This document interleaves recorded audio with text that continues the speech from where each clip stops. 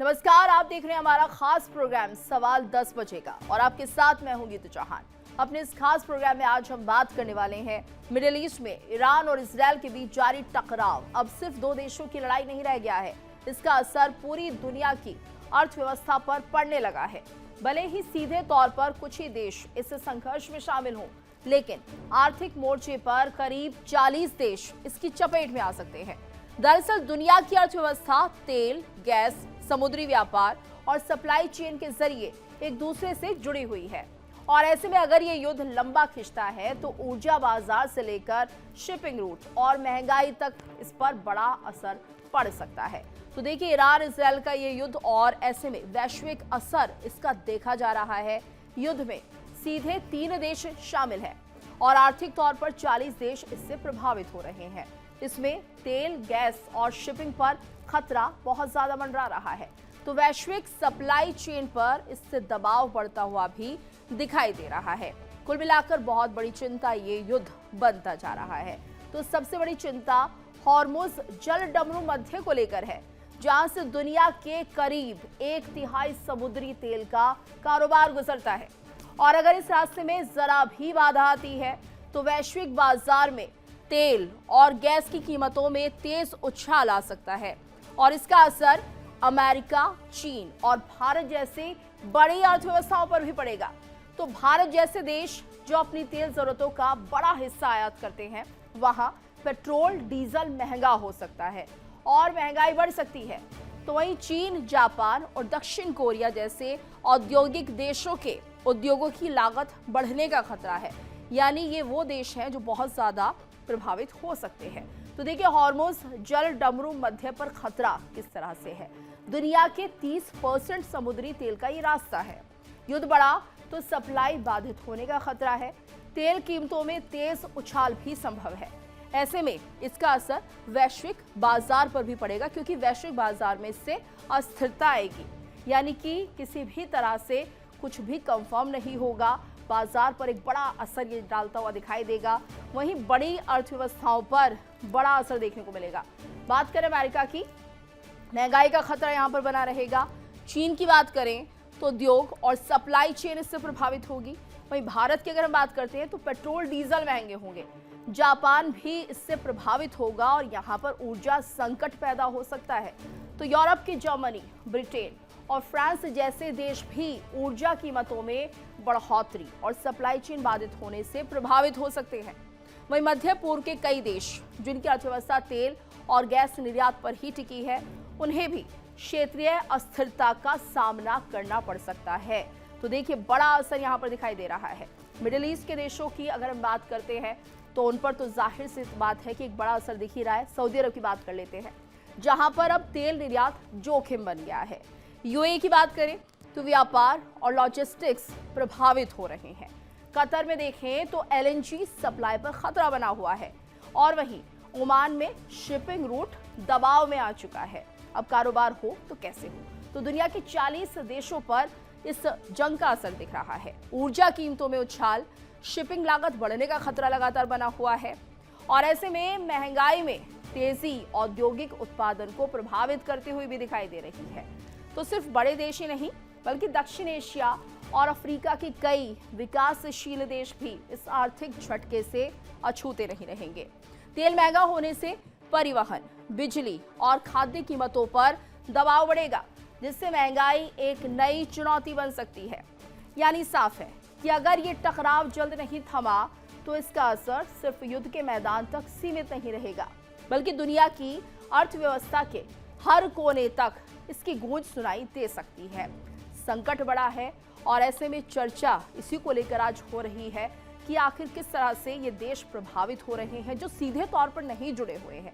हमारे साथ मेहमानों का खास पैनल भी जुड़ चुका है। हमारे साथ group captain VN Jha ji जुड़े हुए हैं, कर्नल एस के मालिक जी जुड़े हुए हैं, साथ ही कर्नल संजीत सिरोही जी भी हमारे साथ बने हुए हैं। आप सभी का बहुत बहुत स्वागत है इंडिया डेली पर।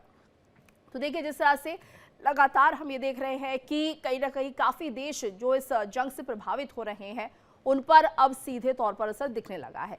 Group captain VN Jha ji, आपसे हम समझना चाहेंगे, फिलहाल जो हालात बने हुए हैं, यूं तो सिर्फ 3 देश इस वक्त जंग में दिख रहे हैं, लेकिन 40 देश प्रभावित हो रहे हैं। एक एक करके बताइए कितना बड़ा असर आने वाले समय में दिख सकता है इन देशों पर।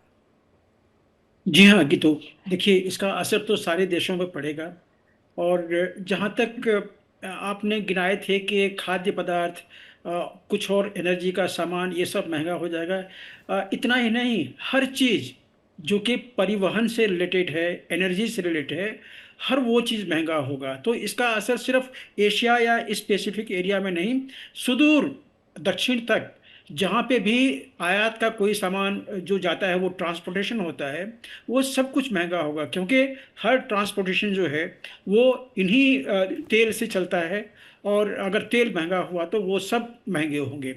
अब आती है बात कि आपने कहा था कि ये तीन देश युद्धरत हैं। तीन देश ही नहीं, बहुत सारे देश अभी जुड़ गए हैं। आप चाहे प्रत्यक्ष रूप से या अप्रत्यक्ष रूप से, खाड़ी के जो छोटे छोटे देश हैं, Bahrain, Qatar, Kuwait, UAE, Iraq. Iraq में देखिए कल इसका अमेरिका का एक तेल टैंकर जो था, हवाई तेल टैंकर, उसको उसको मार के गिरा दिया गया है। जॉर्डन, सऊदी, वो अब तो ओमान भी इसमें इन्वॉल्व हो गया। कल सलाला ऑयल डिपो जो था, परसों रात में सलाला ऑयल डिपो पे हमला हुआ। तो इसमें ये सारे देश लगे हुए हैं। कहने के लिए ये देश कहते हैं कि हम इस युद्ध में नहीं हैं, लेकिन उन्होंने अपने सरजमीन पे अमेरिकी बेसिस को बनने दिया हुआ है, वहाँ उनको ऑपरेट करने दिया हुआ है, जिससे कि ईरान के ऊपर में हमला होता है। तो ले देख के डायरेक्टली या इनडायरेक्टली कर लीजिए, तो ये सारे देश आज के दिन में इन्वॉल्व हैं।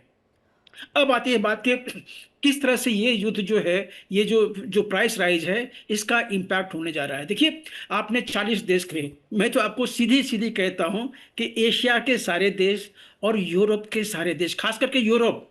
यूरोप आज के दिन में ज्यादातर अपनी निर्भरता जो था इन्हीं इन्हीं ऑयल के जो एक्सपोर्टर्स हैं, इनके ऊपर में था, जिसके चलते कि आज से 5 दिन या 4 दिन पहले यूरोप में ये पेट्रोलियम या उसके पदार्थों का कीमत जो है लगभग 1.5 गुना बढ़ गया है। हमारे ऊपर तो अभी ज्यादा प्रभाव नहीं पड़ा है, लेकिन वहां पे 1.5 गुना बढ़ गया है।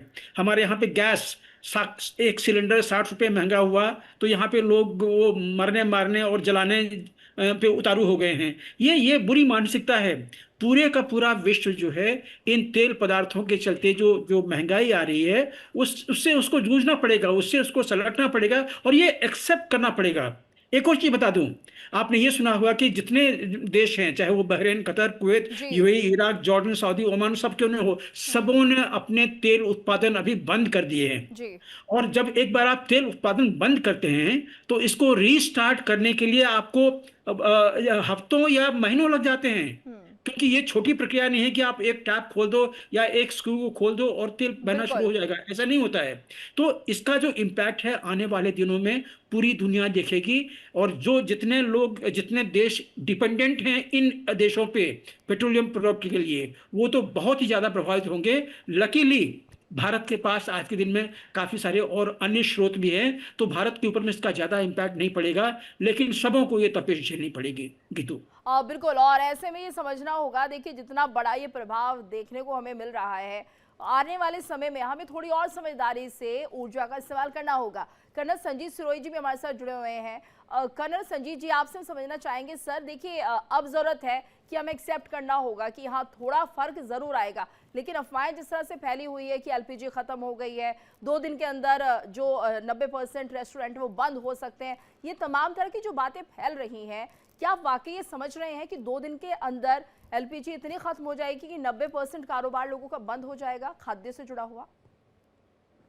नीतू जी, बहुत बहुत धन्यवाद। जय हिंद। आपने अपने चैनल जय पे हिंद सर। बुलाया और मैं आपके चैनल के माध्यम से अपने दर्शकों को ये बताना चाहता हूँ कि अगर आप पैनिक करेंगे और आपको सिलेंडर एक की जरूरत है और आपके पास जो है 2-3 सिलेंडर है और उनको सबको भरा के रखेंगे, तो इसका मतलब है आपने जो है किसी और के जो रिक्वायरमेंट थी उस रिक्वायरमेंट को आपने अपने आप होल्डिंग करके रख लिया है। तो ये पैनिक बटन बनने से अभी कोई कमी नहीं है। लेकिन अगर लोग एक सिलेंडर की जरूरत है और 4 सिलेंडर भर के रख रहे हैं, जी। तो फिर तो जो है किल्लत होगी। तो ये जो है ये हमारे लोगों की मानसिकता है। कोई भी चीज की अगर अफवाह उड़ जाती कि ये चीज कमी होने वाली है, तो वो लोग घर में ला ला के उसको इकट्ठा करते रहते हैं कि पता नहीं बिल्कुल। उसके बाद क्या होगा, हमको मिलेगी कि नहीं मिलेगी। हम्म। देखिए, ये लड़ाई है लड़ाई जो है ऐसा नहीं है, कोई भी लड़ाई इंडेफिनेट तरीके से नहीं चलती। और जिस तरीके से देखिए ईरान जो यूक्रेन और रशिया की लड़ाई, वो दो देश लड़ रहे हैं, उससे जो बाकी देशों पे इतना असर नहीं पड़ा है। थोड़ा बहुत असर वीट का या खाने का पदार्थ या फर्टिलाइजर का पड़ा है, बाकी कोई नहीं पड़ा है। पर देखिए यहाँ पे आपने खुद बताया है कि जिस तरीके से मिडिल ईस्ट में जो ये लड़ाई चल रही है मिडिल ईस्ट में, वहां पे 40 देशों के ऊपर फर्क पड़ा है। तो 40 देश कौन से? या तो वो निर्यात करते हैं या तो वो आयात करते हैं। तो वो कोई भी देश जो निर्यात करता है उसके ऊपर भी असर पड़ा है, और कोई जो देश जो है ऑयल प्रोडक्ट्स को आयात करता है उसके ऊपर भी असर पड़ा है। तो इसका मतलब है कि दुनिया में 40 अगर देशों के ऊपर असर पड़ा, तो ये लड़ाई ऐसा नहीं कि चलती रहेगी। लड़ाई बंद होगी, आज बंद हो जाए, 2 दिन बंद हो जाए, और मेरे अनुमान के मुताबिक ये लड़ाई जल्दी बंद होने वाली है। क्योंकि जिस तरीके से डोनाल्ड ट्रंप साहब के ऊपर प्रेशर आ रहा है, उससे ये साफ जाहिर है कि डोनाल्ड ट्रंप साहब यूनिलैटरल सीज फायर डिक्लेयर करेंगे, और उस केस में हो सकता है ईरान भी उस बात को मान जाए। ईरान इजराइल को तो मानना ही पड़ेगा। तो इसलिए ये पैनिक बटन ना दबाएं, जितनी आपकी रिक्वायरमेंट है उसकी रिक्वायरमेंट को रखें। और आने वाले समय में भारत सरकार जो है पूरी कोशिश कर रही है कि किसी तरह जो भी कमियां हैं उनको दूर किया जाए। नीतू जी। बिल्कुल। और ऐसे में झा सर ये भी समझना होगा कि देखिए जिस तरह से हॉर्मुज की बात की जा रही है, हॉर्मुज स्ट्रेट में अगर हम देखें तो यहाँ पर ईरान के साथ एक वार्ता हुई है वहाँ के विदेश मंत्री से। जब भारत के विदेश मंत्री ने बात की है तो उन्होंने सीधे तौर पर कुछ परमिशंस दे दी हैं कि ठीक है, आपके लिए जितने भी ऊर्जा के ये जहाज़ हैं, चाहे पेट्रोल डीजल हो, नेचुरल गैस हो, तमाम तरह की चीज़ें हो, इनके लिए हम अनुमति दे रहे हैं। तो क्या ये संभव हो पाएगा कि भारत के जहाज़ों को एंट्री दे दी जाए और बाकियों को रोक लिया जाए? क्योंकि सीधे तौर पर ईरान ये धमकी दे रहा है कि हम यहाँ पर एक बहुत बड़ी विनाश लीला कर सकते हैं। भी तो ये दो चीजों पे निर्भर करता है। एक तो जो एक्चुअल गल्फ जो जो हॉर्मुज स्टेट ऑफ हॉर्मुज है, इसकी क्या स्टेटस है? क्या यहाँ पे सी माइंस बिछाए गए हैं? अगर सी माइंस बिछाए गए हैं तो भारत को अगर परमिशन दे भी दिया हुआ है, फिर भी भारत काफी वल्नरेबल हो जाएगा अगर अपने शिप या अपने जो टैंकर्स हैं इसमें लेके जाता है। क्योंकि वो जो जो माइंस हैं वो ये नहीं समझते हैं कि आप दुश्मन देश के हैं या आप फ्रेंडली देश के हैं, आपको परमिशन मिला है या नहीं मिला है। ये सिर्फ सिग्नल पिकअप करते हैं, चाहे वो इलेक्ट्रोमैग्नेटिक सिग्नल हो या सोनर सिग्नल हो, वो एक्सेप्ट वो रिसीव करते हैं, उसके बाद वो ब्लास्ट हो जाते हैं और सरफेस के ऊपर में जो भी शिप हो वो क्षतिग्रस्त हो जाती है। तो अगर वहां पे माइंस बिछाया गया है, जो कि यूएसए ने कल परसों में दावा किया था, तो कोई भी शिप वहां पे सुरक्षित नहीं है। लेकिन अगर ये बिछाया नहीं गया है, अगर हमला वहां पे सिर्फ रॉकेट या मिसाइल से होने वाला है, जैसा कि पहले रेड सी में यमन के जो ये हुती थे वो करते थे वहां पे, तो फिर ये सुरक्षित है। क्योंकि आज के दिन में लेकिन झा सर, अगर ईरान इस बात को कह रहा है कि ठीक है हम भारत की शिप्स को अलाउ करते हैं, तो उसका मतलब तो यही हुआ कि माइंस बिछे हुए नहीं है, वरना तो ये और ज्यादा गलत संदेश जा सकता है। करेक्ट, यही चीज मैं भी कहने वाला था कि जैसा अभी ईरान ने कहा है कि हम भारत को ये अलाउ करेंगे, तो मोस्ट लाइकली अगर वहां पे मिसाइल्स, अगर वहां पे माइंस बिछी हुई नहीं है, तो शायद ये एरिया सुरक्षित है। सिर्फ एक्सटर्नल जो अटैक्स हैं वो होंगे। आज के दिन में 6 या 7 शिप जल रहे हैं वहां पे, ये याद रखिए आप। तो हो सकता है कि भारत के जो शिप हैं उसको एस्कॉर्ट करके हॉर्मुज स्टेट से बाहर निकाला जाए, उसके बाद भारत अपना रास्ता देख लेगा। तो ये सब वहां पे चुनौतियां हैं। आगे आने वाले दिनों में क्या कौन सा रूप लेगा ये कह नहीं सकते हैं। अभी हमारे पैनलिस्ट बता रहे थे कि ये ज्यादा दिन नहीं चलेगा।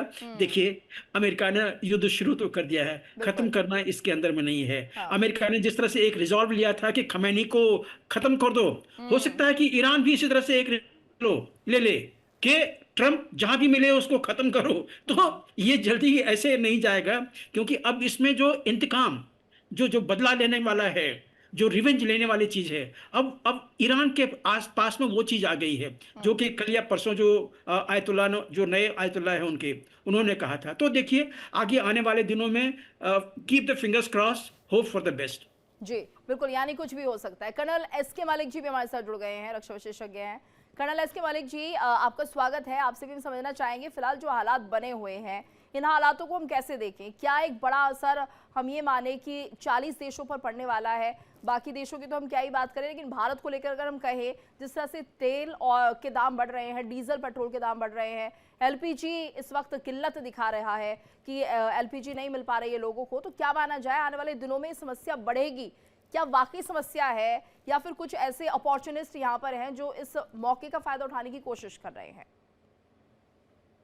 गीतू जी नमस्कार और thank you for inviting me. ये आपने जो लास्ट में सेंटेंस बोला है ना आपका, आपके स्टेटमेंट में, आई थिंक यहाँ से शुरू करता हूँ। देखिए कोई नई बात नहीं है, हमारे यहाँ पे अपॉर्चुनिटीज की बहुत कमी नहीं है, बहुत लंबी लाइन है। जिसको एक आपदा अगर नजर कहीं भी वर्ल्ड में आती है तो उनको लगता है कि हम फायदा कैसे उठा ले इस चीज का जी। और ऐसे होर्डर्स बहुत ज्यादा हैं जो अपने यहाँ पे होर्डिंग करनी शुरू कर देते हैं।